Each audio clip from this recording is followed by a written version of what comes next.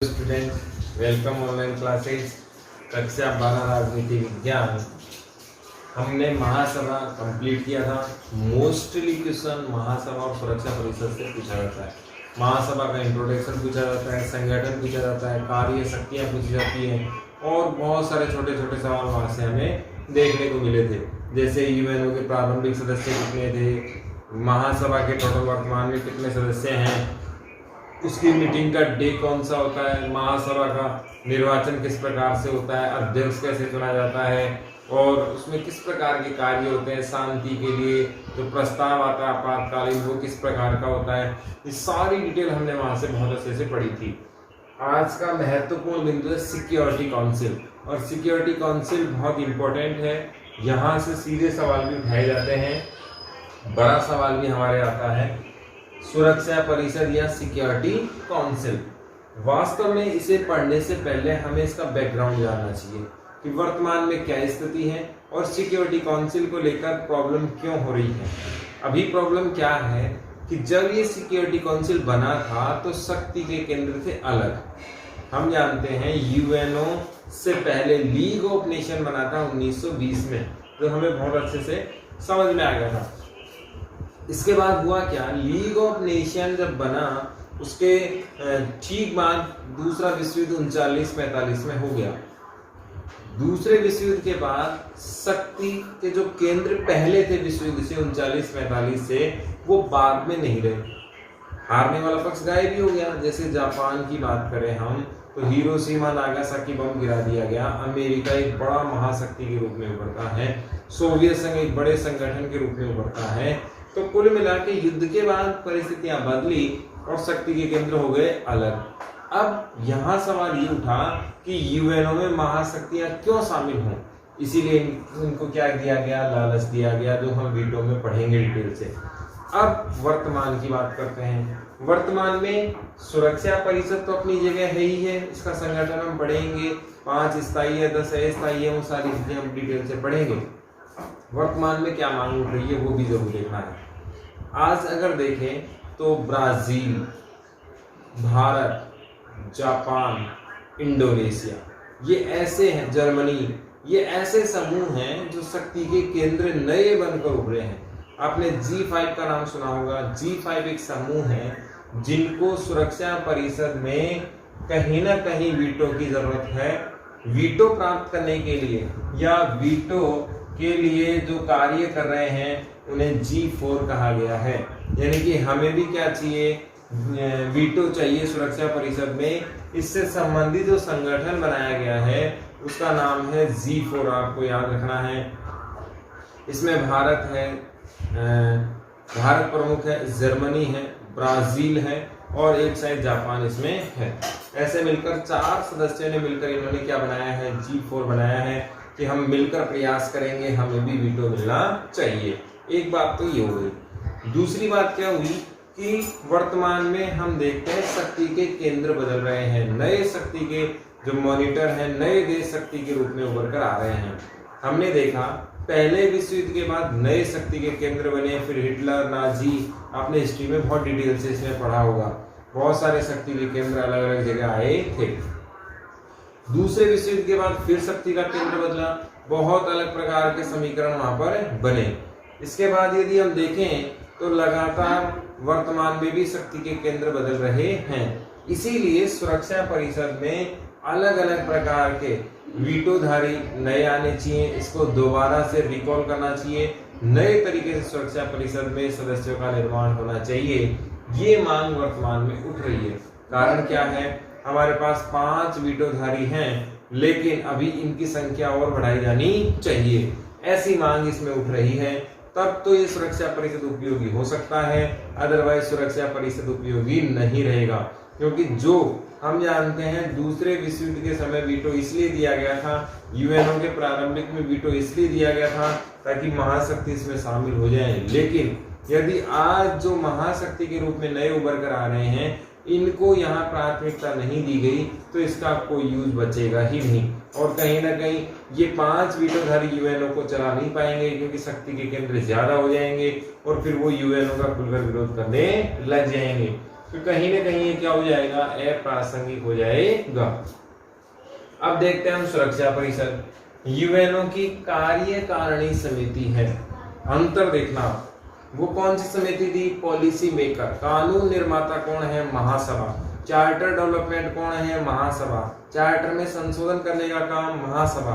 और आप महासभा को एक प्रकार से संसद व्यवस्थापिका कह सकते हैं, और इसे क्या कहेंगे, कार्यपालिका। जो नियम महासभा ने बनाए थे, जो कानून महासभा ने बनाए थे, वो लागू करने का काम सरकार की तरह कौन करेगी, सुरक्षा परिषद करेगी। इसीलिए इसे क्या कहा गया है, कार्यकारिणी समिति कहा गया है। उधर क्या था, शीर्ष संस्था थी, चार्टर में संशोधन करने वाली संस्था थी, और कुल मिला के एक आ जाए कंट्रोलिंग सिस्टम उसके पास था, नियम कानून से संबंधित। तो यूएनओ कैसी है, कार्यकारिणी समिति है। महासभा कैसी थी, शीर्ष संस्था थी। महासभा संविधान बनाती है, संशोधन करती है, और लागू करने का काम कौन करेगा, कार्यकारिणी समिति करेगी। उसको अप्लाई करने का काम कौन करेगा, सुरक्षा परिषद की जिम्मेवारी होगी। फिर दूसरा है अंतरराष्ट्रीय शांति और सुरक्षा की जिम्मेवारी। यहाँ हमने पढ़ा था भारत के आर्टिकल 51 के से संबंधित है, अंतरराष्ट्रीय शांति और सुरक्षा से संबंधित ही है, और पूरी जिम्मेवारी भारत की विदेश नीति में अंतरराष्ट्रीय शांति और सुरक्षा को बनाए रखना है। यहाँ सुरक्षा परिषद में भी शांति और सुरक्षा बनाए रखने की जिम्मेवारी किसकी है, सुरक्षा परिषद की है। पूरे अंतरराष्ट्रीय धरातल पर सुरक्षा होनी चाहिए, शांति होनी चाहिए, ये जिम्मेवारी वास्तव में है किसकी, सुरक्षा परिषद की ही है। अब ये किस प्रकार से रखता है, क्या क्या कर सकता है, ये डिटेल से हम देखते हैं। 2 या 2 से ज्यादा जगह अगर कहीं युद्ध हो रहा है, 2 या 2 से ज्यादा वॉर फ्रंट खुल रहे हैं, ऐसी स्थिति में मीडिएटर का काम कौन करेगा, सुरक्षा परिषद करेगा। बातचीत करेगा, उन संस्थाओं को बैठाएगा, उन देशों को बैठाएगा और विवादों को सुलझाएगा। दूसरी चीज, अंतरराष्ट्रीय शांति के लिए लगातार ये सम्मेलन बुलाता है। उन सम्मेलनों में इस बात पर फोकस किया जाता है कि तनाव को घटाकर कैसे कम किया जा सकता है। आईएसआई के खिलाफ इसने सम्मेलन बुलाया था, और नियमित रूप से इसकी बैठक भी होती है। सुरक्षा की जिम्मेवारी, सुरक्षा किस चीज से, पहले तो ये पहला एजेंडा हम देखें तो ये मानव की सुरक्षा की बात करता है। ये किसी बॉर्डर की बात नहीं करता, सीमा की बात नहीं करता, किसी देश विशेष की बात नहीं करता, ये प्रत्येक नागरिक की सुरक्षा की बात करता है।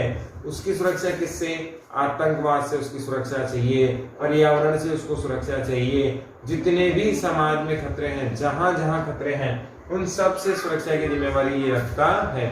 वास्तव में हम ये देखते हैं आर्थिक सुरक्षा तक की भी बात करता है ये, इसीलिए इसने खाद्य प्रोग्राम भी बहुत सारे चला रखे हैं। बहुत सारे प्रकार के कार्य इन्होंने कर रखे हैं, जिससे विश्व धरातल पर शांति बनी रहे और सुरक्षा बनी रहे।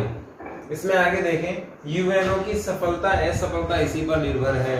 अब सवाल उठता है कि यूएनओ, हम जानते हैं 6 अंग थे, वर्तमान में 5 ही बचे हैं, तो यूएनओ कितना सफल रहेगा, कितना असफल होगा, इसकी गारंटी कोई नहीं दे सकता, केवल सुरक्षा परिषद के अलावा। सुरक्षा परिषद सबसे इंपॉर्टेंट चीज है। सुरक्षा परिषद इस बात को फोकस करता है कि यदि सुरक्षा परिषद सफल हुआ तो यूएनओ भी सफल होगा, यदि सुरक्षा परिषद असफल हुआ तो यूएनओ भी असफल हो जाएगा। इसका मतलब विवादों को सुलझाने की कैपेसिटी बहुत जबरदस्त होनी चाहिए, सुरक्षा परिषद की सफलता बहुत जबरदस्त होनी चाहिए। यदि ये असफल हुआ तो यूएनओ पर भी सवाल उठने लग जाएंगे, जैसे वर्तमान में अजरबैजान आर्मेनिया के युद्ध में हो रहे हैं। आप जानते हैं अभी नया मोर्चा टर्की ने भी खोल दिया है, नया मोर्चा पाकिस्तान ने भी खोल दिया है, और वो खुलकर विरोध कर रहे हैं, युद्ध में भाग ले रहे हैं। उधर से ईरान भी आ चुका है और वो दूसरे फ्रंट की तरफ जा रहा है, रशिया भी आ चुका है, वो भी दूसरे फ्रंट की तरफ जा रहा है। तो ये कहीं ना कहीं विश्व युद्ध का रूप लेता हुआ जा रहा है। 30 से 40 हजार लोग इसमें मर चुके हैं, तो बहुत बड़ा आंकड़ा है। ऐसे में सुरक्षा परिषद पर सवाल खड़े होना लाजमी है कि ये क्या कर रहा है, जब अंतर्राष्ट्रीय धरातल पर इतनी महामारी मची हुई है, युद्ध की त्रासदी मची हुई है। अब यहाँ एक टर्म आपको और बहुत अच्छे से देखना है, वो ये है कि जब यूएनओ इतने सक्षम होने के बावजूद, वर्तमान में इतनी टेक्नोलॉजी खुफिया एजेंसियां होने के बावजूद, महाशक्ति अमेरिका के इन्वॉल्वमेंट के बिना, चाइना रशिया के इन्वॉल्वमेंट के बिना, बहुत छोटे देशों को मध्यस्थता ये नहीं कर पा रहा है। तो यदि आप कल्पना कीजिए अमेरिका और रशिया लड़े, तो ऐसी स्थिति में तो कुछ पॉसिबिलिटीज बचेंगी नहीं, क्योंकि अमेरिका तो कभी सुनेगा नहीं, रशिया कभी सुनेगा नहीं, चाइना कभी सुनेगा नहीं। तो फिर ऐसी स्थिति में दुनिया का क्या होगा? तो ये सवाल पैदा करेगा किस पर? सुरक्षा परिषद और यूएनओ दोनों पर। तो यूएनओ को अगर सफल बनाना है तो किसको सफल बनाना पड़ेगा? सुरक्षा परिषद को सफल बनाना पड़ेगा। महासभा के निर्णय व यूएनओ चार्टर को लागू करने का काम भी ये करता है।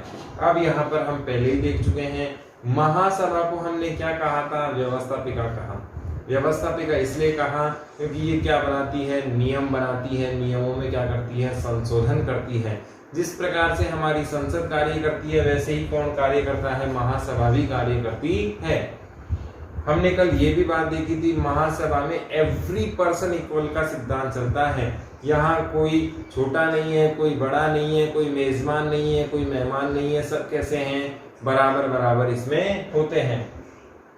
तो महासभा के जो निर्णय लिए जाएंगे, महासभा के द्वारा जो संशोधन होंगे, महासभा के द्वारा जो कानून बताए जाएंगे, उन कानूनों को क्रियान्वयन करने का काम कौन करता है? सुरक्षा परिषद करता है। सुरक्षा परिषद एज ए टीचर है। एज ए क्या है? टीचर। और अगर हम कहें मैनेजमेंट को, तो मैनेजमेंट कौन है? महासभा है। क्योंकि किसी भी संस्था का पॉलिसी मेकर मैनेजमेंट ही होता है। उसको अप्लाई करने का काम किसका होता है? टीचर का होता है। तो महासभा क्या करेगा? निर्णय करेगा, कानून को लेकर निर्णय करेगा, संविधान संशोधन को लेकर निर्णय करेगा, नई योजनाओं को लेकर निर्णय करेगा, और उनको लागू करने का काम कौन करेगा? सुरक्षा परिषद करेगा। यूएनओ चार्टर की बात हो ही चुकी है। यूएनओ चार्टर में 111 अनुच्छेद हैं और इनको लागू करने का काम भी किसका है? सुरक्षा परिषद का है। उल्लंघन होने पर ये पनिशमेंट भी करता है। बहुत सारे प्रकार के हैं, अपने सिलेबस में ये नहीं है। महासभा के निर्देशक और सुरक्षा परिषद की क्रियान्वयन ये करता है। इसको हम आगे देखें। महासभा के निर्देशन में ये कार्य करता है। हम पहले ही देख चुके हैं कि महासभा पूरी तरीके से मॉनिटर का तरह काम करता है, मॉनिटर की तरह ये कंट्रोल करता है। महासभा के निर्णय इसमें बहुत इंपॉर्टेंट रखते हैं। महासभा के डायरेक्शन में, निर्देशन में क्या होता है? सुरक्षा परिषद का काम होता है। और सुरक्षा परिषद में जितने भी कार्य हो रहे हैं, इन पर पूरा पूरा लगभग नियंत्रण कानून की दृष्टि से किसका होता है? महासभा का होता है। अब सवाल ये उठेगा कि जब महासभा का पिछलग्गू ही बनना है, महासभा का पूरे तरीके से कंट्रोल है, तो फिर सुरक्षा परिषद का काम क्या बचा? क्या सुरक्षा परिषद अनकंट्रोलेबल नहीं हो सकता, स्वतंत्र नहीं हो सकता, या यूं कहें कि सुरक्षा परिषद को बहुत ज्यादा कहीं ना कहीं नियंत्रण तो नहीं किया जा रहा है? ऐसा नहीं है। यहाँ भी वही ट्रायंगल बनता है, अंतरराष्ट्रीय न्यायालय वाला, न्यायपालिका, कार्यपालिका और व्यवस्थापिका का। तीनों अंग एक दूसरे के कंट्रोल में रहते हैं, एक दूसरे को निर्धारित शक्तियां देते हैं, एक दूसरे के अनलिमिटेड सोर्स को रोकते हैं। पावर जनरेट तो होती है, लेकिन क्रियान्वयन करने के लिए आपसी सहयोग, कंट्रीब्यूशन की जरूरत होगी। जीजे मॉर्गन कहते हैं, इतिहास में कहीं भी सुरक्षा परिषद जैसा महाशक्तिशाली संगठन देखने को नहीं मिलता।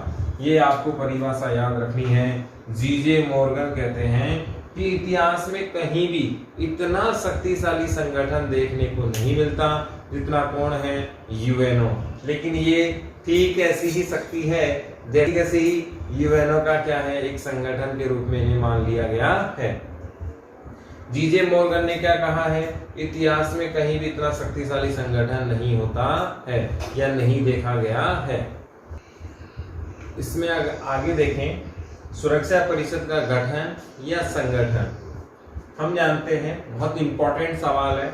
सवाल आपसे किस प्रकार से पूछा जा सकता है? सुरक्षा परिषद के सदस्यों की संख्या कितनी आएगी? 15। सुरक्षा परिषद के स्थायी सदस्यों की संख्या, कौन से सदस्य? स्थायी, तो कितनी आएगी? 5। और इनके नाम अमेरिका, रूस, फ्रांस, ब्रिटेन और चाइना।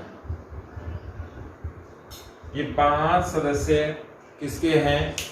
वीटोधारी हैं और स्थायी सदस्य हैं। आपको ये याद रखना है, क्या है? वीटोधारी सदस्य हैं। सुरक्षा परिषद का क्या पढ़ रहे हैं हम? गठन या संगठन पढ़ रहे हैं। इसके कुल सदस्य यूएनओ की सिक्योरिटी काउंसिल के टोटल मेंबर कितने हैं? 15 सदस्य हैं। इसमें स्थायी कितने हैं? 5। अस्थायी कितने हैं? 10 सदस्य इसमें अस्थायी होते हैं। सवाल की हम बात करें तो दूसरा सवाल आएगा, सुरक्षा परिषद के कुल सदस्य कितने हैं? तो कितने हैं? 15। यदि वो पूछे स्थायी कितने हैं तो कितने? 5 और अस्थायी कितने हैं? 10।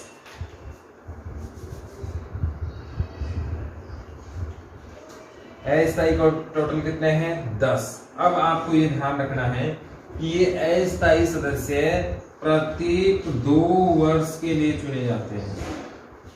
ये विशेष है, आपको ध्यान रखना है कि अस्थायी सदस्यों का चुनाव कितने वर्ष के लिए होता है? 2 वर्ष के लिए होता है। और इसमें दूसरी शर्त है 2 वर्ष का ही क्या होना चाहिए? अंतराल भी होना चाहिए। ये विशेष है। अभी क्या हुआ कि 2 वर्ष के लिए क्या होगा? चुनाव, और उसमें अंतराल भी कितना होगा? 2 वर्ष का ही अंतराल भी होना चाहिए।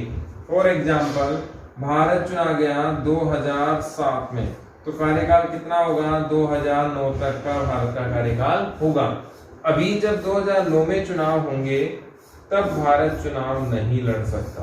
ये आपको ध्यान रखना है कि प्रत्येक सदस्य राष्ट्र जो अस्थायी के लिए चुनाव लड़ रहा है उसका टोटल कार्यकाल कितने वर्ष का होगा? 2 वर्ष का होगा। इसके बाद जब वो नेक्स्ट चुनाव लड़ेगा वो कितने साल बाद लड़ेगा? 4 साल बाद लड़ेगा। 2 साल का तो उसका कार्यकाल हो गया और 2 साल को उसको गैप देना पड़ेगा। तो कुल मिला के भारत अब कब लड़ सकता है? 2009, 10 और 11 में नहीं लड़ेगा। अब कब लड़ेगा? 2012 में जाकर चुनाव लड़ेगा, या 2011 के एंड में जब टर्म खत्म होगी तब। यानी कि एक कार्यकाल का अंतर होना बहुत जरूरी है। ये इसलिए है क्योंकि यदि वो लगातार लड़ेगा तो किस में आ जाएगा? वो स्थायी सदस्य में आ जाएगा। इसीलिए कोई भी राष्ट्र स्थायी सदस्य का दावा ना कर सके, इसी के लिए ये व्यवस्था बनाई गई है। इसको फिर से देखते हैं। स्थायी सदस्य यूएनओ के सुरक्षा परिषद के कितने हैं? 5। इनके नाम भी पूछे जा सकते हैं, अमेरिका, रसिया, फ्रांस, ब्रिटेन और चाइना। और पांचों के पास ही क्या है? वीटो की शक्ति है, जिसे हम निषेधाधिकार भी कहते हैं, जिसे हम निषेधाधिकार भी कहते हैं। ये एक प्रकार का नकारात्मक अधिकार है, किसी भी कार्य को रोकने के लिए काम करता है। अस्थायी कितने हैं? 10 हैं और ये नए नए चुने जाते हैं। कितने वर्ष का कार्यकाल? 2 वर्ष का कार्यकाल। अंतराल कितना? 2। यानी कि एक बार चुनने के बाद 2 वर्ष का गैप नए चुनाव के समय होगा। यानी कि कार्यकाल 2 वर्ष का और 2 वर्ष का गैप। तो भारत अभी चुनाव में अभी जब आने वाला है नए टर्म में, तो इसके 2 साल के बाद जब उसका कार्यकाल खत्म हो जाएगा, उससे 2 साल का अंतराल उसको मिलना चाहिए। इसके बाद हम अगली बात करें, अस्थायी सदस्यों के चुनाव के समय भौगोलिक परिस्थितियों को ध्यान रखा जाता है। अब ये भौगोलिक परिस्थितियां क्या हैं? भौगोलिक परिस्थितियों का अर्थ है विश्व के सभी क्षेत्रों को प्रतिनिधित्व देने की बात इन्होंने कही है। इससे फायदा क्या होगा कि दुनिया का हर क्षेत्र से अपनी राय आए, क्योंकि पूरी दुनिया को एक साथ लेकर चलने का वादा किसने किया था? यूएनओ ने किया था। इसीलिए जो अस्थायी सदस्य हम रखते हैं, अस्थायी सदस्य को हम चुनने की कोशिश करते हैं, उनमें सबसे इंपॉर्टेंट चीज हम किसको ध्यान में रखते हैं कि पूरी दुनिया से ऐसा कोई क्षेत्र ना बच जाए, ऐसा कोई भौगोलिक क्षेत्र ना बच जाए जिसका प्रतिनिधित्व यूएनओ में ना हो।